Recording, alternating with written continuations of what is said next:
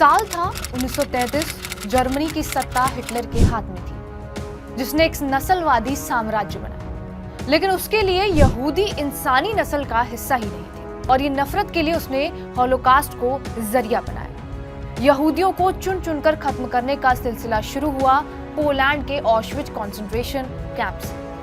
Poland के उस camp में धर्म, नस्ल, विचारधारा और शारीरिक कमजोरी के नाम पर लाखों लोगों को गैस चैम्बर में भेज दिया जाता था और यहीं से उस गैस का इस्तेमाल भी हिटलर ने शुरू किया, जो कि एक कीटनाशक थी। इसे ही हिटलर के गैस चैम्बर्स में इस्तेमाल किया जाता था। इस गैस का नाम था ज़ाइक्लोन बी। लेकिन हिटलर ने गैस का ही इस्तेमाल क्यों किया, इसका भी जवाब बताते हैं। दरअसल पहले सेना की ओर से यह कहा गया था कि यहूदियों को मारने के लिए गोलियों का इस्तेमाल किया जाए, लेकिन बाद में हिटलर ने यह फैसला लिया था कि गोली चलाना महंगा था और यह धीमा प्रोसेस था।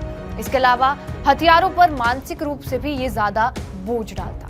इसके बाद हिटलर के ही पैरामिलिट्री फोर्स के कमांडर ने इस गैस का इस्तेमाल करने का सुझाव दिया ताकि ज्यादा से ज्यादा तादाद में लोगों को मारा जा सके। दरअसल इसी कमांडर ने युद्ध के दौरान सोवियत के युद्धबंदियों को मारने के लिए इस गैस का इस्तेमाल किया था। 600 सोवियत युद्धबंदियों और 250 पोलिश कैदियों को, जो अब काम करने में असमर्थ थे, ऑश्विट्ज के ब्लॉक 11 के तहखाने में जबरन ले जाया गया, जिसे मौत का ब्लॉक कहा जाता था, और ज़ाइक्लोन बी के अंदर छोड़ दिया गया। कुछ ही मिनटों में सभी की मौत हो गई। कुछ ही दिनों बाद नाजियों ने ऑश्विट्ज के शमशान के बड़े मुर्दा घर को गैस चैम्बर में बदल दिया और 900 सोवियत युद्धबंदियों को कीटाणु शोधन के लिए अंदर भेज दिया। जब कैदियों को अंदर डाला गया तो छत में एक छेद से ज़ाइक्लोन बी के छर्रे छोड़े गए। फिर से सभी की जल्दी मौत हो गई। अब लोगों को गैस चैम्बर्स तक कैसे पहुंचाया जाता था, वो भी जान लीजिए। दरअसल यहूदियों और बाकी लोगों को ट्रेन के जरिए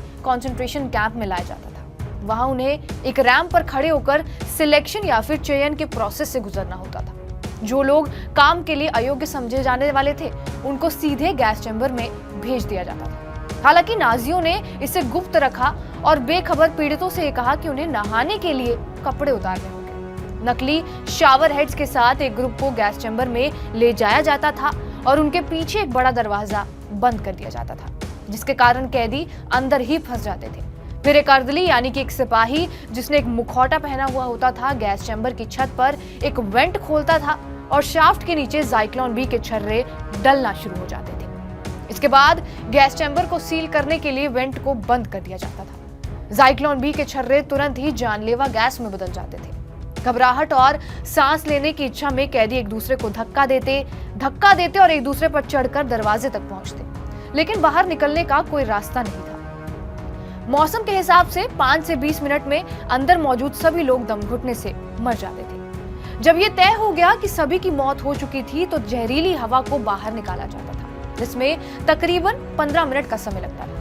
जब अंदर जाना सुरक्षित हो जाता था तो दरवाजा खोलकर कैदियों की एक विशेष इकाई, जिसे सौंडर कमांडो के नाम से जाना जाता था, गैस चैम्बर को पानी से धोती थी और शवों को अलग करने के लिए हुक वाले डंडों का इस्तेमाल करती थी। उन शवों से अंगूठियां निकाल दी जाती थी और दांतों से सोना निकाल दिया जाता था। फिर शवों को शमशान भेजा जाता था। लेकिन ज़ाइक्लोन बी किसने बनाया था? ज़ाइक्लोन बी को 2 जर्मन कंपनियों ने, हैम्बर्ग की टैश और स्टेबनोक और डेसाउ की डेगेश ने बनाया था।